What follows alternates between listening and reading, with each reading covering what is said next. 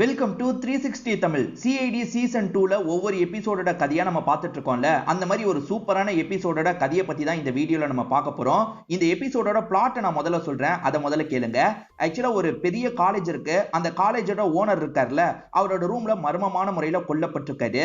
அது சாதாரண சாவு மாதிரி தெரியல, திட்டம் போட்டு யாரோ கொலை பண்ணிருக்காங்கன்றது சிஐடி டீமுக்கு தெரியுது. மொத்தம் 4 சஸ்பெக்ட் இருக்காங்க. ஒன்னு அந்த காலேஜ்ல படிக்கிற ஒரு பையன், இதை தாண்டி ஒரு 4 டீச்சர்ஸ் மேல டவுட் இருக்கு. இதை தாண்டி இறந்து போனவரோட ஒய்ஃப் மச்சா மேல எல்லாம் டவுட் இருக்கு. உண்மையில இந்த கொலையை பண்ணது யாரு, எப்படி இந்த கொலையை பண்ணாங்க, இந்த விசாரணையில என்னென்ன ட்விஸ்ட் அண்ட் டர்ன்ஸ் எல்லாம் காத்துட்டு இருக்கு அப்படின்றத ஃபுல் எக்ஸ்பிளனேஷனை பார்த்து தெரிஞ்சுக்கோங்க. எக்ஸ்பிளனேஷனுக்குள்ள போறதுக்கு முன்னாடி இந்த வீடியோக்கு ஒரு லைக் போடுங்க. இந்த எக்ஸ்பிளனேஷன் பிடிச்சிருந்ததுன்னா ஐப்னு ஒரு ஆப்ஷன் இருக்கும், அதுவும் பண்ணுங்க. அப்பதான் உங்களை மாதிரி பாக்குற நிறைய பேர்கிட்ட இந்த வீடியோ கொண்டு போய் காட்டும். அதை பண்ணுவீங்கன்னு நம்புறேன். மேற்கொண்டு பேசி டைம் வேஸ்ட் பண்ணாம நம்ம நேரடியா எக்ஸ்பிளனேஷனுக்குள்ள போயிடலாம். இந்த எபிசோட ஸ்டார்டிங் சீனே ஒரு காலேஜை காட்டுறாங்க. இந்த காலேஜ்ல ஏதோ கிரைம் நடந்திருக்கு போல. சிஐடி வரப்போறாங்கன்ற மாதிரி எல்லாருமே வாசல்ல வெயிட் பண்ணிட்டு இருக்காங்க. ஒரு 3 பசங்க பேசிக்கிறத நமக்கு காட்டுறாங்க. சிஐடி வரப்போறாங்க, நம்ம அபிஜித் சாரை பார்க்க போறோம், தயா சாரை பார்க்க போறோம் அப்படின்ற மாதிரி சந்தோஷமா பேசிட்டு இருக்காங்க. தயா சார் கதவை உடைக்கிறத பாக்குறதுக்கு கெத்தா இருக்கும்ன்ற மாதிரிலாம் பேசிட்டு இருக்காங்க. அப்பதான் சிஐடிஸோட கார் வருது. யார் வரப்போறா அப்படின்ற மாதிரி எல்லாருமே ஆர்வமா பாக்குறதுக்காக வராங்க. காரை விட்டு பங்கஜ் இருக்கார்ல, செம்ம மாசா இறங்கிட்டு இருக்காரு. பங்கஜ பாக்குற எல்லாருமே ஷாக் ஆயிடுறாங்க. பங்கஜ் தான் வந்திருக்காரா அப்படின்ற மாதிரி கொஞ்சம் கிண்டல் பண்ற மாதிரி சொல்லிடுறாங்க. இதை கேட்டு பங்கஜ் டென்ஷன் ஆயிடுறாரு. ஏன் என்னெல்லாம் பார்த்தா சிஐடி ஆபீசர் மாதிரி தெரியலையான்ற மாதிரி கோவப்பட்டு இருக்காரு. இவர் முன்னாடி வர மாதிரி ஆளுங்களாம் பின்னாடி வர மாதிரி பிளான் இருக்கும் போல. இப்ப மத்த ஆளுங்களா இந்த இடத்துக்கு வந்துடுறாங்க. என்ன பங்கஜ் பிரச்சனை அப்படின்ற மாதிரி தயா கேக்குறாரு. அதெல்லாம் ஒண்ணே இல்ல அப்படின்ற மாதிரி பங்கஜும் சொல்லிட்டு இருக்காரு. என்ன பசங்க எல்லாருமே மர்டர் ஸ்பாட் மாதிரி இல்லாம சாதாரணமா பேசிட்டு இருக்காங்க அப்படின்ற மாதிரிலாம் யோசிக்கிறாங்க. காலேஜ் பசங்க எல்லாருமே தயா சார் வந்துட்டாரு, தயா சார் வந்துட்டாரு அப்படின்ற மாதிரிலாம் சொல்லிட்டு இருக்காங்க. இந்த காலேஜுக்கு அசிஸ்டன்ட் பிரின்சிபலா ஒருத்தர் இருப்பாரு. அவர் தான் தயாவையும் டீமையும் உள்ள கூட்டு போயிட்டு இருக்காரு. கூட ஒரு டீச்சரும் வராங்க. அந்த டீச்சர் பேரு மாலா அப்படின்றது. ஆக்சுவலா இந்த அசிஸ்டன்ட் பிரின்சிபல் இருக்காரு பாத்தீங்களா, இந்த பையன் தான் சார் ஒரு விஷயத்தை பார்த்திருக்கான்ற மாதிரி பிரவீன் ஒரு பையனை காட்டுறாரு. இந்த பையன் எப்பவுமே நிறைய சேட்டை செய்வான், இன்னைக்கு ஒரு பிராங்க் செஞ்சிருக்கான், அப்பதான் பாடியை பார்த்திருக்கான்ற மாதிரி சொல்லிட்டாங்க. இவன் தான் பிரின்சிபல் பாடியை பார்த்திருக்கானா, இவன் கூட கொலை பண்ணிருக்க வாய்ப்பு இருக்குல்ல. அதனால சிஐடி டீம் இவனை லாக் பண்ற மாதிரி நிறைய கேள்வி எல்லாம் கேட்டுட்டு இருக்காங்க. நான் சத்தியமா எதுவுமே பண்ணலன்ற மாதிரி இவனும் பயந்த மாதிரி பேசிட்டு இருக்கான். முதல்ல எக்ஸாக்ட்டா என்ன நடந்தது அதை சொல்லுன்ற மாதிரி இவங்க கேக்குறாங்க. இப்ப இந்த பையனும் நடந்த விஷயத்த சொல்ல ஆரம்பிக்கிறான். இந்த பையன் பேரு பிரவீன் சொன்ன பாத்தீங்களா, இவங்க ஃப்ரெண்ட்ஸ் கூட ஜாலியா பேசிட்டு இருக்கான். வர சார விழ வைக்கிற மாதிரி இவன் ஒரு செட்டப் பண்ணி வச்சிருக்கான் போல. சார் விழுவாரு, அதை வீடியோ எடுக்கலான்ற மாதிரி ஃப்ரெண்ட்ஸுங்க கிட்ட பேசிட்டு இருக்கான். ஆக்சுவலா தீபக் அப்படின்ற ஒரு சாரோட கிளாஸா தான் இருக்கும். அவருமே இப்ப கிளாஸ் ரூம் நோக்கி வந்துட்டு இருக்காரு. அங்க சேர் இருக்குல்ல, அந்த சேர்ல சாஞ்ச மாதிரி உட்கார்றாரு. பொத்துன்னு கீழே விழுந்துடுறாரு. அந்த சேர் விழுற மாதிரி இவன் தான் செட் பண்ணி வச்சிருப்பான். இவர் விழுந்ததா அவன் எல்லாமே வீடியோ மாதிரி எடுத்துடுறான். முன்னாடி சீட்ல குருன்ற ஒரு பையன் இருப்பான். அவன் தான் சாருக்கு என்னாச்சு ஏதாச்சுன்ற மாதிரி எல்பி எல்லாம் விட்டுட்டு இருக்கான். அந்த சார் யாரோட வேலைன்ற மாதிரி கோவமா கேக்குறாரு. இந்த குரு இருக்கான்ல சார், பிரவீனோட வேலைன்ற மாதிரி காதுல சொல்லிடுறான். இப்ப இந்த சார் இருக்காரு பாத்தீங்களா, நேரா பிரவீன் கிட்ட வந்துடுறாரு. இது உன்னோட வேலை தானா அப்படின்ற மாதிரி கேக்குறாரு. என்னோட வேலை இல்லன்ற மாதிரி அவன் சொல்றான். ஆனா பேக்கை செக் பண்ணும்போது ஸ்க்ரூ டிரைவர் எல்லாம் கிடைச்சிருது. சோ இவன் தான் பண்ணிருக்கான்றத கன்ஃபார்ம் பண்ணிடுறாரு. போய் பிரின்சிபலை பாருன்ற மாதிரி சொல்றாரு. சாரின்ற மாதிரி இவன் கேக்குறான். இப்ப போறியா இல்லையான்ற மாதிரி அதட்டுறாரு. சரி சார் போறன்ற மாதிரி இந்த பையனும் ஏத்துக்கிறான். இந்த பையனோட பேரை பிரவீன் சொல்லியிருப்பேன். மாட்டி விட்ட பையனோட பேரு குரு அப்படின்றது. என்ன மாட்டி விட்டுட்டல அப்படின்ற மாதிரி ஒரு பார்வை பார்த்து தான் இவன் இங்க இருந்து கிளம்புறான். பிரின்சிபல் வேற பார்க்கணும், அவர் என்ன சொல்ல போறாரோ அப்படின்ற மாதிரி யோசிச்சுக்கிட்டே இவனுமே பிரின்சிபலோட ரூம் வந்துடுறான். இங்க பிரின்சிபலா இருக்கவர் தான் காலேஜோட ஓனராவும் இருப்பாரு. இப்ப பிரின்சிபல் ரூம் கதவை தட்டுறான். அவர்கிட்ட இருந்து எந்த ஒரு பதிலும் வரல. ரொம்ப நேரம் கதவை தட்டினவன் உள்ள போய் பார்க்கலாம் அப்படின்ற மாதிரி உள்ள வரான். அவர் அசைவே இல்லாத மாதிரி படுத்திருக்காரு. தூங்குறாரு போலன்ற மாதிரி கூப்பிட்டு பார்க்கறான். அவர் அசைவே இல்லாம இருக்காருல்ல, இதனால இவனுக்குமே இந்த இடத்துல பயம் வந்துருது. பிரின்சிபல் சாருக்கு ஏதோ ஆயிடுச்சுன்ற மாதிரிலாம் கத்துறான். அதுக்கப்புறம் தான் எல்லாருமே இந்த ஸ்பாட்டுக்கு ஓடி வந்து பார்த்திருப்பாங்க. நான் சேட்டை பண்ணது உண்மைதான் சார், மத்தபடி பிரின்சிபல் சாரை நான் எதுவுமே பண்ணல சார் அப்படின்ற மாதிரிலாம் இந்த பையன் சொல்லிட்டு இருக்கான். சரி முதல்ல அந்த ரூமை நம்ம செக் பண்ணி பார்க்கலாம், அப்பதான் ஏதாவது கிடைக்க வாய்ப்பு இருக்கு அப்படின்ற மாதிரி இவருமே யோசிக்கிறாரு. இப்ப டீமா வந்து உள்ள செக் பண்ண ஆரம்பிக்கிறாங்க. அவர் தூங்கிட்டு இருக்க மாதிரி தான் இறந்து போயிருக்காரு. அதாவது சாஞ்சு படுப்பாங்கல்ல, அந்த மாதிரி தான் இறந்து போயிருக்காரு. யாராவது கழுத்தை நெரிச்சு சாவடிச்சிருக்க வாய்ப்பு இருக்குல்ல, கழுத்தெல்லாம் செக் பண்ணி பாக்குறாங்க. ஆனா எந்த ஒரு காயமும் உங்களுக்கு கிடைக்க மாட்டேங்குது. சோ கழுத்தை நெரிச்சுலாம் சாவடிக்கல, அப்புறம் எப்படி இவர் இறந்து போயிருப்பாரு, ஒருவேளை தற்செயலா இவர் இறந்து போயிருப்பாரா அப்படின்ற மாதிரி யோசிக்கிறாங்க. ஆனா அதுலயும் சில பிரச்சனை இருக்கு. காரணம் என்னன்னு பாத்தீங்கன்னா, இவரோட வாய் கிட்ட எல்லாம் சிவப்பு கலர்ல ஏதோ கெமிக்கல் மாதிரி இருக்கு. அதே மாதிரி இவரோட கையிலயும் சிவப்பு கலர்ல ஏதோ ஒட்டி இருக்கு. இது ஏதோ கெமிக்கல் போல அப்படின்ற மாதிரி இவங்க யோசிக்கிறாங்க. கலெக்ட் பண்ணிக்கலாம் அப்படின்ற மாதிரி இவங்களுமே இந்த இடத்துல கலெக்ட்லாம் பண்ணிட்டு இருக்காங்க. இதை தாண்டி ஏதாவது கிடைக்குமான்ற மாதிரி தேடி பாக்குறாங்க. பிரோஜனமா எதுவும் கிடைக்க மாட்டேங்குது. இவரோட வாய்க்குள்ள ஏதோ இருக்கிற மாதிரியே உங்களுக்கு தோணுது. வாயை செக் பண்ணலான்ற மாதிரி ஓபன் பண்ணி பாக்குறாங்க. உள்ள பார்த்தா ஒரு 2000 ரூபாய் நோட் இருக்கு. என்ன வாய்க்குள்ள நோட் இருக்கு அப்படின்ற மாதிரி இவங்களுமே யோசிச்சுட்டு இருக்காங்க. இப்ப அசிஸ்டன்ட் பிரின்சிபலா ஒருத்தர் இருக்காருல்ல, அவரை பார்த்து பேசுறதுக்காக வந்துடுறாங்க. எல்லாருமே பாடியை பார்த்ததுக்கு அப்புறம் யாரும் தனியாலா ரூம்குள்ள போலன்னு கேக்குறாங்க. யாரும் போல சார், யாரையும் நான் போக விடல அப்படின்ற மாதிரிலாம் அசிஸ்டன்ட் பிரின்சிபல் சொல்லிட்டு இருக்காரு. சரி, பிரின்சிபலை இந்த இடத்துல வச்சு யாரோ கொலை பண்ணிருக்காங்கன்னா பிரின்சிபலுக்கும் யாருக்கும் பிரச்சனை அப்படின்ற மாதிரிலாம் இவங்க கேக்குறாங்க. அசிஸ்டன்ட் பிரின்சிபல் ஒரு 2-3 சாரோட பேரை சொல்லிட்டாரு. குறிப்பா இந்த மாலா மிஸ்ஸோட பேரை சொல்லிட்டாரு. இந்த மாலா மிஸ்ஸோ ஷாக் ஆகுறாங்க. சார், எனக்கும் அவருக்கும் பெருசாலாம் பிரச்சனை இல்லை சார், சின்ன பிரச்சனை தான் அப்படின்ற மாதிரி சொல்லிட்டாங்க. அந்த சின்ன பிரச்சனை தான் என்ன பிரச்சனை சொல்லுங்கன்ற மாதிரி கேக்குறாங்க. ஆக்சுவலா அவர் சம்பள பாக்கி ரொம்ப வச்சிருப்பாரு. அதே மாதிரி இவங்க 60,000 ரூபாய் சம்பளம் வாங்கிட்டு இருக்காங்கன்னா அதை 40,000 ரூபாயா மாத்திருப்பாரு. அந்த கோவத்துல இருந்திருப்பாங்க. அவர் சம்பளத்தை குறைச்சதுனால இவங்களோட லோன் வந்து ஒன்னு கேன்சல் ஆயிருக்கும். அந்த கோவத்துல இருந்திருப்பாங்க. இதை தாண்டி இன்னொன்னு சாரை பத்தி சொல்றாரு. அவர் பேரு அசோக் அப்படின்றது. அவருக்குமே சம்பளத்தை குறைச்சதுல ஒரு கோவம் இருந்தது அப்படின்ற மாதிரிலாம் அசிஸ்டன்ட் பிரின்சிபல் சொல்லிட்டாரு. சார், சம்பளத்தை குறைச்சது கூட பரவாயில்ல சார், சம்பளத்தையும் தள்ளி தள்ளி தான் போடுவாரு அப்படின்ற மாதிரிலாம் அந்த அசோக் சொல்றாரு. இவங்க 2 பேருக்கு கோவம் இருக்குன்றது தெரிஞ்சிருது. ஆனா இவங்க என்ன சொல்றாங்கன்னா எங்களுக்கெல்லாம் பெருசா கோவம் இல்லைன்ற மாதிரி சமாளிச்சிட்டு இருக்காங்க. அசோக் என்ன சொல்றாருன்னா, அப்படியே கோவம் இருந்தாலும் இந்த காலேஜை விட்டு வேற காலேஜுக்கு போறதுக்கு தான் சார் நான் முடிவு பண்ணிருப்பேன். ஏற்கனவே மத்த காலேஜ்லயும் நான் வேலை தேடிட்டு தான் இருக்கேன் சார். இதுக்காக போய் கொலை பண்ணுவாங்களா? நான்லாம் இந்த விஷயத்த பண்ணல அப்படின்ற மாதிரி அந்த அசோக் ஆணித்தரமா சொல்லிட்டு இருக்காரு. ஆமா சார், நானும் வேற வேலையை பார்த்துட்டு போக போறேன், இதுக்காக எதுக்கு கொலை பண்ண போறேன்ற மாதிரி மாலா கேக்குறாங்க. இவங்க 2 பேர் தான் பேசுறாங்களே தவிர தீபக்னு ஒருத்தரும் அந்த தப்பை பண்ணிருக்க வாய்ப்பு இருக்குன்ற மாதிரி அசிஸ்டன்ட் பிரின்சிபல் சொல்லியிருப்பாரு. அவர் டிஃபெண்ட் பண்ணி பேசுறதுக்கு வராம இருக்காரு. தீபக் எங்கன்ற மாதிரி இவங்க கேட்டுட்டு இருக்காங்க. சரி, இன்னைக்கு காலையில தீபக் சார் ஒன்னு பண்ணதை நான் பார்த்தேன்ற மாதிரி இந்த மாலா சொல்றாங்க. இவங்க சொல்ற விஷயத்த நமக்கு விஷுவலா காட்டுறாங்க. இந்த மாலாக்கு சேலரியை குறைச்சதை பத்தி இன்னைக்கு காலையில கூட பேசியிருப்பாங்க. ஆனா பிரின்சிபல் இருக்காருல, போமான்ற மாதிரி அனுப்பி வச்சிருப்பாரு. அப்பதான் அந்த தீபக் சார் வந்திருப்பாரு. அதாவது ஒருத்தன் பிராங்க்லாம் பண்ணான்ல, இந்த தீபக் சாரை தான் பண்ணிருப்பான். அந்த தீபக் சாருக்கும் இந்த பிரின்சிபலுக்கும் ஏதோ வாக்குவாதம் மாதிரி நடந்துட்டு இருக்கு.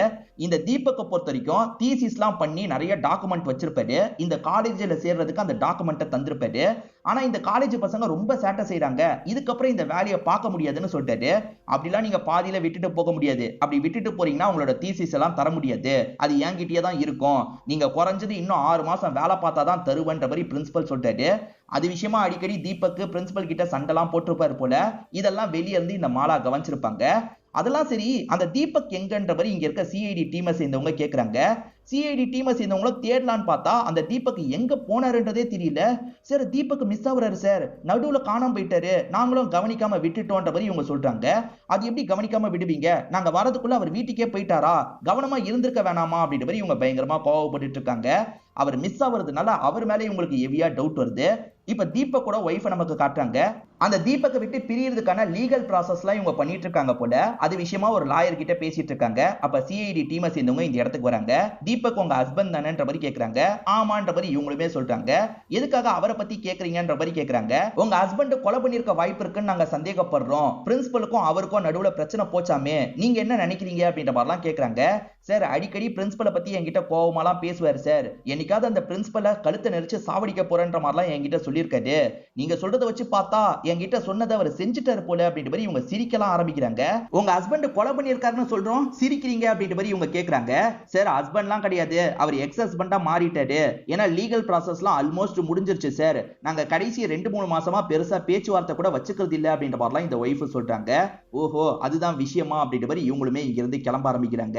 இவங்க தெரிஞ்சுக்கிட்ட எல்லா தகவலை பத்தியும் எட்டி கிட்ட ஷேர் பண்ணிட்டு இருக்காங்க.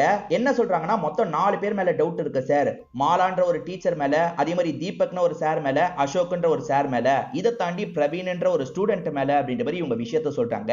மாலாவோட வீட்ல மெடிக்கல் எமர்ஜென்சி வந்திருக்கும், அதுக்காக தான் நிறைய காசு தேவைப்பட்டிருக்கும். அப்ப கேட்டு கூட பிரின்சிபல் தரலன்றதுக்காக தான் கொஞ்சம் கோவப்பட்டிருப்பாங்க. அதனால அவங்களுக்கு கூட மோட்டிவ் இருக்குன்ற மாதிரி ஆளுங்க சொல்லிட்டு இருக்காங்க. ஆனா இதெல்லாம் தாண்டி மோட்டிவ் ரொம்ப ஸ்ட்ராங்கா இருக்கிறதுனா அந்த காணாம போன தீபக் சார் மேல தான். அதனால தீபக் எங்க போனாருன்றதை கண்டுபிடிங்கன்ற மாதிரி எட்டு சொல்லிட்டு இருக்காரு. இதை தாண்டி இது சாதாரண தற்கொலையா கூட இருக்கலாம், அவரே ஏதாவது மருந்து எடுத்து செத்துருக்கலாம், அப்படி இல்லைன்னா நெஞ்சடைச்சு கூட செத்துருக்கலாம். நம்ம முதல்ல போஸ்ட்மார்ட்டம் ரிப்போர்ட்டை பார்க்கணுன்ற மாதிரிலாம் இவங்களுக்குள்ள டிஸ்கஸ்லாம் பண்ணிட்டு இருக்காங்க. இப்ப அபிஜித் இருக்காரு பாத்தீங்களா, தாரிகா கிட்ட பேசுறதுக்காக வந்திருக்காரு. தாரிகா என்ன சொல்றாங்கன்னா, இது இயற்கையான மரணம் கிடையாது, திட்டம் போட்டு தான் யாரோ சாவடிச்சிருக்காங்கன்ற மாதிரி சொல்ல ஆரம்பிக்கிறாங்க. ஆக்சுவலா குடல்ல ஒரு குறிப்பிட்ட அளவுக்கு தானே ஸ்டோர் பண்ண முடியும், அதை தாண்டி ஸ்டோர் ஆயிருக்கு. குடல்ல பெரிய டேமேஜ் ஏற்பட்டு இவரோட நெஞ்சு அடைச்சு இவர் இறந்து போயிருக்காரு அப்படின்ற மாதிரிலாம் இவங்க சொல்றாங்க. எது குடல்ல அவ்வளவு அடைச்சிருக்கா எப்படின்ற மாதிரி ஆளுங்க கேக்குறாங்க. இவர் நிறைய சாப்பிட்டிருக்காரு. என்ன சாப்பிட்டிருக்காரு தெரியுமா? நிறைய கட்டுக்கட்டா பணத்தை தான் சாப்பிட்டிருக்காரு அப்படின்ற மாதிரி சொல்றாங்க. என்ன சொல்ற அப்படின்ற மாதிரி அபிஜித் ஷாக் ஆகுறாரு. இவர் வயிற்றுல இருந்து இவ்வளவு எடுத்தோன்ற மாதிரி இவங்களுமே ரூபா நோட்டெல்லாம் காட்டுறாங்க. கசங்கி போன மாதிரி தான் ரூபா நோட்டெல்லாம் காட்டிட்டு இருக்காங்க. இவ்வளவு காசு சாப்பிட்டாரா? எதுக்காக சாப்பிட்டாரு? யாராவது ஃபோர்ஸ் பண்ணி சாப்பிட வச்சிருப்பாங்களா அப்படின்ற மாதிரி யோசிக்கிறாங்க. டாக்டர் என்ன சொல்றாருன்னா ஃபோர்ஸ் பண்ணி சாப்பிட வச்சாங்களா என்னன்னு தெரியல. ஆனா சாப்பிட்டதுனால கூட இவரோட உயிர் போல. இவர் சாப்பிட்டதுக்கு அப்புறம் ஒரு கெமிக்கலை குடிச்சிருக்காரு. அதாவது தண்ணியில கலந்து அந்த கெமிக்கலை தந்திருக்காங்க. அந்த கெமிக்கல் உள்ள போய் ஒரு வேலை செஞ்சிருக்கு. அதாவது அந்த பேப்பர் எல்லாத்தையும் கொஞ்சம் பெருசாக்கி இருக்கு. பெருசாக்குனதுனால தான் இவரோட குடல்லாம் அடைச்சிருக்கு. நெஞ்சடைச்சு இவர் இறந்து போயிருக்காரு. யாரோ தெளிவா பிளான் போட்டு தான் இந்த விஷயத்தை பண்ணிருக்காங்க. அங்க இருக்க தண்ணி கிளாஸ் எல்லாம் நம்ம எடுத்துட்டு வர மாட்டோம்னு அவங்க நினைச்சுதான் இப்படி பண்ணிருக்காங்க. ஆனா நீங்க தண்ணி கிளாஸை எடுத்துட்டு வந்தது நல்லதா போச்சு. இதுலதான் அந்த கெமிக்கலை கலந்து வச்சிருக்காங்க. அவர் தண்ணி நினைச்சு குடிச்சிருக்காரு போல அப்படின்ற மாதிரிலாம் இந்த டாக்டர் சொல்லிட்டு இருக்காரு. அதே மாதிரி ரெட் கலர்ல அவரோட வாயில கொஞ்சம் ஒட்டி இருக்கும். அதே மாதிரி கையில ஒட்டி இருந்தது பாத்தீங்களா, அது என்னன்ற மாதிரி இவங்க கேக்குறாங்க. அதோட குவான்டிட்டி ரொம்ப கம்மியா இருந்தது. அதை வச்சு அது என்ன மாதிரியான கெமிக்கல் அப்படின்றத எங்களால கண்டுபிடிக்க முடியல. குவான்டிட்டி அதிகமா கிடைச்சாதான் எங்களால கண்டுபிடிக்க முடியும்ன்ற மாதிரி சொல்றாங்க. ஆக மொத்தத்துல பணத்தை நிறைய சாப்பிட்டு இருக்காரு. அப்போ கூட பிரச்சனை வரல. ஆனா தண்ணி குடிக்கும் போது அந்த பணம் எல்லாம் இன்னும் பெருசா இருக்கு. குடல் வெடிச்சு இறந்து போயிருக்காரு அப்படின்ற மாதிரி இவங்க புரிஞ்சுக்கிறாங்க. சோ யாரோ திட்டமிட்டு பண்ணிருக்காங்கன்னு தெரிஞ்சிருச்சுல, அது யாருன்றதை சீக்கிரமா கண்டுபிடிக்கணும்ன்ற மாதிரி யோசிக்கிறாங்க. இதை தாண்டி இவருக்கு ஒய்ஃப் இருக்காங்கல்ல, அவங்க கிட்டயும் பேசணும்ன்ற மாதிரி யோசிக்கிறாங்க. இந்த பிரின்சிபலோட ஒய்ஃப் பேரு ரம்யா அப்படின்றது. இப்ப ரம்யா கிட்ட பேசுறதுக்காக வராங்க. உங்க ஹஸ்பண்டுக்கு எதிரிங்கன்னு யாராவது இருக்காங்களான்ற மாதிரி கேக்குறாங்க. எனக்கு அவரோட தொழில் எதிரிங்களை பத்தி எல்லாம் தெரியாதுன்ற மாதிரி ரம்யா சொல்றாங்க. ஆக்சுவலா ரம்யா கூட தம்பியுமே இருக்காரு. ரம்யாவோட தம்பி தான் இருக்காரு. அவரை பொறுத்த வரைக்கும் பிரின்சிபலுக்கு சப்போர்ட்டிவா கூடலாம் இருந்திருப்பாரு. இப்ப அவர்கிட்ட பேசி பாக்குறாங்க. தொழில் ரீதியா யாராவது எதிரிங்க இருக்காங்களான்ற மாதிரி கேக்குறாங்க. சார் ஆப்போசிட் காலேஜை சேர்ந்த எல்லாருமே எதிரிங்க தான் சார். ஆனா இப்படிலாம் கொள்ற அளவுக்கு போவாங்களான்னு எனக்கு தெரியல அப்படின்ற மாதிரிலாம் சொல்றாரு. ஹஸ்பண்ட் இறந்து போனதுனால சொத்தெல்லாம் ரம்யாக்கு தானே போக போகுது. அதனால ரம்யா மேலேயே இவங்களுக்கு டவுட் வருது. இப்ப ரம்யாவும் எப்படி அவர் இறந்து போனாருன்ற மாதிரி கேக்குறாங்க.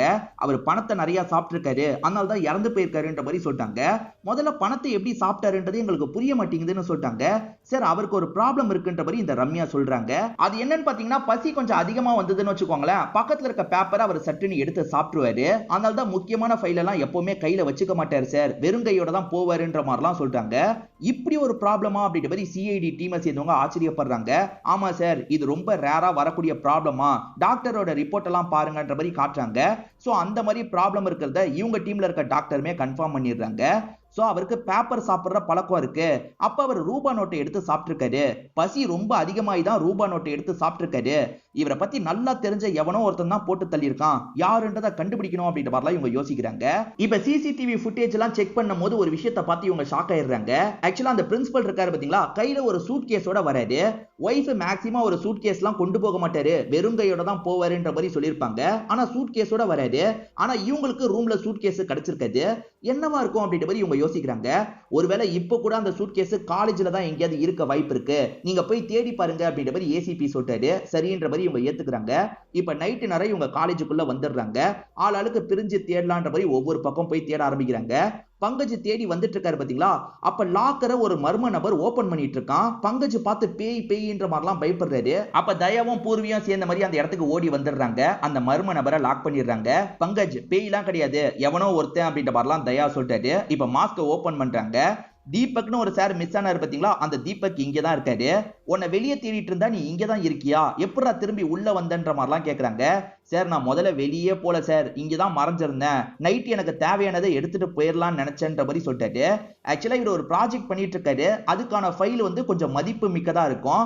அதை பிரின்சிபல் புடுங்கி வச்சிருப்பாரு. அதாவது சில சர்டிபிகேட்லாம் வாங்கி வைப்பாங்கல்ல, அந்த மாதிரி பிரின்சிபல் இதை வாங்கி வச்சிருப்பாரு. அதை எடுக்கிறதுக்காக தான் சார் இந்த இடத்துக்கு வந்தன்ற மாதிரி சொல்லிட்டு இருக்காரு. நீ எதுக்காக முதல்ல ஒளிஞ்ச, நீ தானே இந்த விஷயத்த பண்ணன்ற மாதிரி கேக்குறாங்க. சார் சத்தியமா நான் இந்த விஷயத்த பண்ணல சார். காலையில நடந்த சண்டையை அந்த மாலா டீச்சர் பார்த்தாங்க. கண்டிப்பா என்னை பத்தி சொல்லுவாங்கன்றது எனக்கு தெரியும். சொன்னா நான் தான் இந்த விஷயத்த பண்ணிருக்க வாய்ப்பு இருக்குன்னு நீங்க எல்லாருமே நினைப்பீங்க. அதனால தான் நான் பயந்து சைலண்டா ஒளிஞ்சுக்கிட்டேன். இந்த டாக்குமெண்ட் எல்லாம் எடுத்துட்டா வெளியூருக்கு போய் வேலை பார்த்துக்கலான்றதுக்காக தான் சார் கிளம்ப நினைச்சேன். மத்தபடி நான் இந்த கொலைலாம் பண்ணலன்ற மாதிரி சொல்லிட்டாரு. இவர் கோவமா ஆர்கியூ பண்ணது உண்மைதான், ஆனா நான் கொலைலாம் பண்ணலன்ற மாதிரி சொல்லிட்டு இருக்காரு. இவங்களுமே மேற்கொண்டு சில கேள்வி எல்லாம் இவர்கிட்ட கேட்டுட்டு இருக்காங்க. அப்ப சூட் கேஸ பாத்தீங்களான்ற மாதிரி கேக்குறாங்க. ஆமா சார், சூட்கேஸ் இருந்ததை நான் பார்த்தேன்ற மாதிரி இவர் சொல்லிட்டாரு. அதாவது இந்த தீபக் பிரின்சிபல் கிட்ட சண்டை போட்டிருக்காரு. அதுக்கப்புறம் தான் கிளாஸுக்கு வந்திருக்காரு. இவர் கிளாஸுக்கு வரதுக்கு முன்னாடி வரைக்கும் அந்த இடத்துல சூட்கேஸ் இருந்திருக்கு. ஆனா அதுக்கப்புறம் தானே அந்த பையன் வந்தான். அந்த பையன் வந்து பாடியை பார்த்து சொல்லியிருப்பான். அந்த பையன் சொல்லும் போது சூட்கேஸ் காணாம போயிருக்கும். அந்த பையன் தான் சூட்கேஸை எடுத்திருக்க வாய்ப்பு இருக்குன்ற மாதிரி இவங்க யோசிக்கிறாங்க. அது பிரவீன் ஒரு பையன் தானே பாடியை பார்த்து சொன்னான். அவன் தான் எடுத்திருக்க வாய்ப்பு இருக்குன்னு யோசிக்கிறாங்க. ஏன்னா அந்த பையன் அங்கிருந்து பிரின்சிபலோட ரூமுக்கு வந்துட்டு கத்துறதுக்கு 5 நிமிஷம் தான் ஆயிருக்கும். ஆனா 20 நிமிஷம் கழிச்சு தான் அவன் கத்திருக்கான்றது உங்களுக்கு தெரிய வருது. சோ கண்டிப்பா அந்த பையன் ஏதோ பண்ணிருக்கான்றத கண்டுபிடிச்சிடுறாங்க. அந்த பையன் ஃப்ரெண்ட்ஸ் கூட ஜாலியா கேம்லாம் விளையாடிட்டு இருக்கான். அப்ப சிஐடி டீமை சேர்ந்தவங்க அந்த இடத்துக்கு வந்துடுறாங்க. என்ன வேணும்ன்ற மாதிரிலாம் இந்த பையன் கேட்டுட்டு இருக்கான். எங்கப்பா அந்த சூட்கேஸை வச்சிருக்க, ஒழுங்கு ரீதியா தாண்ட மாதிரி கேட்கறாங்க. எனக்கு எதுவும் தெரியாதுன்னு சொல்றான். இப்ப சொல்ல போறியா இல்லையான்ற மாதிரிலாம் மிரட்டிட்டு இருக்காங்க. நீ தானே சாவடிச்ச அப்படின்ற மாதிரியும் கேட்கறாங்க. சார் சூட்கேஸை எடுத்தது நான் தான், நான் சாவடிக்கலாம் இல்லன்ற மாதிரி இந்த பையனுமே ஒரு பிளாஷ்பேக்கா சொல்ல ஆரம்பிக்கிறான். ஆக்சுவலா இவன் பிரின்சிபல் ரூம் கதவை தட்டிக்கிட்டே இருப்பான். அவர் திறக்கலன்னு தெரிஞ்சோன்னே இவன் கதவை திறந்திருப்பான். பிரின்சிபல் அசைவே இல்லாம இருக்கிறத வச்சு அவர் இறந்து போயிட்டாருன்றதை இவன் முடிவு பண்ணிடுறான். காசெல்லாம் திறந்த மாதிரி இருக்கும். அதாவது அந்த சூட்கேஸ் திறந்த மாதிரி இருக்கும். உள்ள நிறைய காசு இருக்கும். இந்த காசை நம்ம எடுத்துக்கிட்டா என்னன்ற மாதிரி இவன் யோசிச்சிருப்பான். சைலண்டா எங்கேயாவது போய் மறைச்சு வச்சிடலாம் அப்படின்ற மாதிரி இவனுமே டெரஸ்ல இருக்க ஒரு பகுதிக்கு ஓடி வரான். இங்க எங்கேயாவது ஒரு இடத்தை பார்த்து மறைச்சு வச்சிடலாம் அப்படின்ற மாதிரி இவன் மறைச்சு வச்சிருப்பான். அதுக்கப்புறம் தான் கீழே வந்து கத்திருப்பான். அதுக்கப்புறம் அந்த காசையை நான் எடுத்துக்கிட்டேன்ற மாதிரிலாம் சொல்லிட்டு இருக்கான். சோ நான் கொலை பண்ணல சார், காசை மட்டும் தான் எடுத்தேன்ற மாதிரிலாம் இவன் சொல்லிட்டு இருக்கான். இவன் சொல்றதை இவங்களால முழுசா நம்ப முடியல. தண்ணிக்குள்ள யாரோ கெமிக்கலை கலந்தாங்கல்ல, அது இவனோட வேலையா இருக்குமான்ற மாதிரிலாம் யோசிக்கிறாங்க. சரி நீ முதல்ல அந்த காசெல்லாம் எடுத்து காட்டுன்ற மாதிரி கேட்கறாங்க. அந்த பையன் வச்சிருக்கான் பாத்தீங்களா, அந்த காசெல்லாம் எடுத்து தந்துடுறான். அந்த காசுல வந்து ரெட் கலர்ல ஏதோ பிசு பிசுன்னு ஒட்டிட்டு இருக்கு. பிசு பிசுன்னு ஒட்டல, ஏதோ பவுடர் மாதிரி இருக்கு. இவங்களுமே இதே பவுடர் தானே அவர் கையிலயும் இருந்தது, இது என்ன பவுடர்ன்றதை தெரிஞ்சுக்கணும்ன்ற மாதிரி யோசிக்கிறாங்க. ஏன்னா குவான்டிட்டி கம்மியா இருக்கிறதுனால கண்டுபிடிக்க முடியலன்னு சொல்லியிருப்பாங்க. இப்ப குவான்டிட்டி அதிகமா கிடைச்சிருது. இப்ப செக் பண்ண டாக்டர் அது என்ன கெமிக்கல்ன்றதை கண்டுபிடிச்சிடுறாரு. ஆக்சுவலா அதை மட்டும் நல்லா சுவாசிச்சோன்னு வச்சுக்கோங்களேன், நமக்கு செம்ம பசி வந்துடும். அந்த மாதிரி ஒரு கெமிக்கல்னு சொல்லிட்டாரு. ஆக மொத்தத்துல சூட்கேஸ்குள்ள வேணும்ட்டே யாரோ அதை போட்டு வச்சிருக்காங்க. ஓபன் பண்ணோன்னே அது எல்லாமே நெடியா இவருக்கு வந்திருக்கு. இவருக்கு செம்ம பசி வந்திருக்கு. பசி வரும்போது பக்கத்துல ரூபா நோட்டு இருந்ததுல, அதனால தான் அந்த ரூபா நோட்டை எடுத்து சாப்பிட ஆரம்பிச்சிருக்காரு. சாப்பிட்டுட்டு இருக்கும் போது தண்ணி குடிக்கலாம் நினைச்சவரு தண்ணி குடிச்சிருக்காரு. அந்த தண்ணி குடிச்சதுனால அந்த ரூபா நோட்டெல்லாம் இன்னும் பெருசா இருக்கு. அவரோட குடல் டேமேஜ் ஆயிருக்கு. அதனால தான் இறந்து போயிருக்காரு. சோ பிளான் போட்டவன் ரொம்ப பக்காவா இந்த பிளானை போட்டிருக்கான். முன்கூட்டியே அந்த இடத்துல தண்ணியை வச்சு அந்த தண்ணியில கலந்திருக்கான். சூப்பரா பிளான் பண்ணி பண்ணிருக்கான். யாருன்றதை நீங்க தான் கண்டுபிடிக்கணும்ன்ற மாதிரிலாம் சொல்லிட்டு இருக்காங்க. ஏற்கனவே இவங்க சஸ்பெக்டா 4 பேரை வச்சிருந்தாங்கல்ல, அந்த 4 பேரை பத்தி பேக்ரவுண்ட் செக்லாம் இவங்க பண்ணிக்கிட்டே இருக்காங்க. அப்படி பேக்ரவுண்ட் செக் பண்ணும்போது ஒரு டீடைல் இவங்களுக்கு தெரிய வருது. அதாவது அந்த 4 பேர்ல ஒருத்தங்க மேல ரொம்ப டவுட் வருது. அவங்கள போய் செக் பண்ணோம் அப்படின்ற மாதிரி இவங்களுமே யோசிக்கிறாங்க. அது யாருன்னு பாத்தீங்கன்னா மாலா டீச்சரா இருப்பாங்க. அவங்க கிளாஸ்லாம் எடுத்துட்டு இருக்கும்போது இவங்களுமே வந்து லாக் பண்ணிடுறாங்க. இவங்க அன்னைக்கு சொல்லும் போது என்ன சொல்லியிருப்பாங்கன்னா, என்னால லோனை அடைக்க முடியாம கஷ்டப்பட்டேன், இதை தாண்டி வீட்டுல இருக்கவங்களுக்கு மெடிக்கல் எமர்ஜென்சி வந்துருச்சு, செலவு பண்ண காசு கூட இல்லன்ற மாதிரிலாம் சொல்லியிருப்பாங்க. இவங்க சொல்லல, அந்த சார் சொன்னதுக்கு அப்புறம் இவங்க சொல்லியிருப்பாங்க. அப்படி சொன்னதுல சிலது பொய்ன்றது உங்களுக்கு தெரிய வருது. காரணம் இவங்க கிட்ட காசு இல்லைன்னா ஆபரேஷன் பண்ணிருக்க முடியாதுல்ல. ஆனா வீட்டை சேர்ந்தவங்களுக்கு இவங்க ஆபரேஷன் பண்ணிருப்பாங்க. அதுக்காக 5-6 லட்சம் ரூபாய் செலவு பண்ணிருக்கீங்க, எப்படி திடீர்னு அந்த காசு வந்தது சொல்லுங்கன்ற மாதிரி லாக் பண்றாங்க. ஒரு ஸ்டேஜுக்கு மேல இவங்களால மழுப்ப முடியல. இவங்க விஷயத்த சொல்லிடுறாங்க. அப்படியே கட் பண்ணி சிஐடி டீம் இருக்காங்கல்ல, அந்த ஒய்ஃப் ரம்யாவை பாக்குறதுக்காக வீட்டுக்கு வராங்க. என்ன சார், என் ஹஸ்பண்ட் இறந்து போனதை பத்தி ஏதாவது தெரிய வந்ததா அப்படின்ற மாதிரி ரம்யா கேக்குறாங்க. என்ன மேடம் இன்னும் நடிச்சிட்டு இருக்கீங்க, நீங்க நடிச்ச எல்லாம் எங்களுக்கு தெரிஞ்சிருச்சு அப்படின்ற மாதிரி சொல்லிட்டாங்க. என்ன சார் பேசிட்டு இருக்கீங்க, நான் நடிச்சனா அப்படின்ற மாதிரி அவங்க ஷாக்கிங்கா கேக்குறாங்க.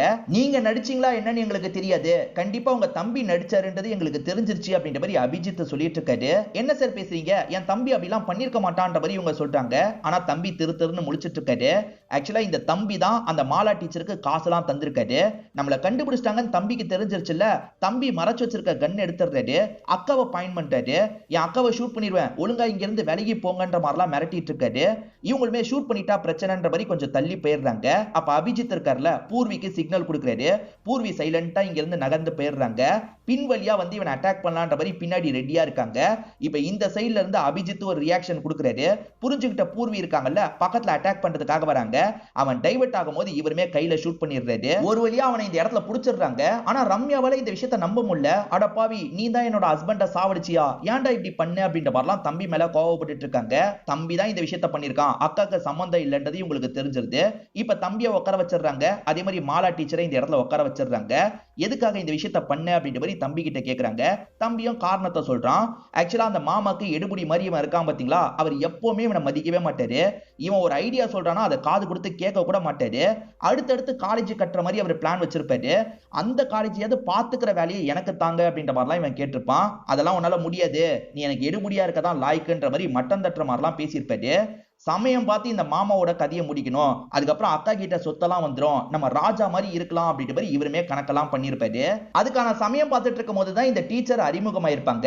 ஆக்சுவலா இந்த டீச்சரோட வீட்டுல இருக்க ஒருத்தங்களுக்கு மெடிக்கல் எமர்ஜென்சியா இருக்கும், உடனே ஒரு ஆபரேஷன் பண்ணணும், அதுக்கு நிறைய காசு தேவையில்ல, அதனால பிரின்சிபலை பாக்குறதுக்காக வராங்க. சார் கொஞ்சம் காசு வேணும் சார், சம்பளத்தை ஏத்தித்தாங்க சார், பிளீஸ் சார் அப்படின்ற மாதிரிலாம் கேக்குறாங்க. இப்போதைக்கு மெடிக்கல் எமர்ஜென்சிக்காவது காசு தாங்கன்னு கேக்குறாங்க. அதெல்லாம் தர முடியாது, முதல்ல இங்க இருந்து கிளம்புன்ற மாதிரி சொல்லிட்டாரு. என்னடா பாத்துட்டு இருக்க, இவளை அனுப்பி விடுறா அப்படின்ற மாதிரிலாம் எந்திரிச்சு போயிடுறாரு. அந்த இடத்துக்கு வந்து இந்த மச்சான் இருக்கான்ல, நீங்க கவலைப்படாதீங்க, ஆபரேஷனுக்கான செலவை நான் தரேன், ஆனா நீங்க அதுக்கு பதிலா எனக்கு ஒரு ஹெல்ப் பண்ணும் அப்படின்ற மாதிரி பேசியிருப்பாரு. இந்த ஹெல்ப் தான் பண்ணணும் அப்படின்ற மாதிரி ஒரு விஷயத்தை இவங்களை பண்ண வச்சிருப்பாரு. அது என்னன்னா, அங்க தண்ணி இருக்கு பாத்தீங்களா, அதுல எப்படியாவது ஒரு கெமிக்கலை கலந்துடணும் அப்படின்ற மாதிரி சொல்லியிருப்பாரு. இவங்க சரின்ற மாதிரி ஏத்திருப்பாங்க. இந்த மச்சானும் வேற ஒரு விஷயத்த பண்ணிருப்பாரு. அதாவது மாமாக்கு சில இடத்துல இருந்து காசு வர மாதிரி பிளான் இருக்கும். அந்த காசு இவருக்கு எப்பயோ கிடைச்சிருக்கும். ஆனா இவர் இருக்கார்ல, மாமா இப்பதான் அவங்க காசை கொடுத்துட்டு போனாங்க, இந்தாங்க சூட்கேஸ் அப்படின்ற மாதிரி கையில தந்திருப்பாரு. சரி மச்சான் கிட்ட சூட்கேஸ் இருக்க வேணாம், நம்ம கிட்டே இருக்கட்டும் அப்படின்ற மாதிரி இவருமே எடுத்துட்டு வந்திருப்பாரு.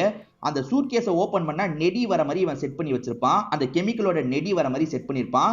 அவர் ஓபன் பண்ணோன்னா நெடி வந்திருக்கும். அதனால செம்மையா பசி எடுத்திருக்கும். அதனால காசுன்னு பார்க்காம அந்த காசை இவர் வேக வேகமா சாப்பிட்டிருப்பாரு.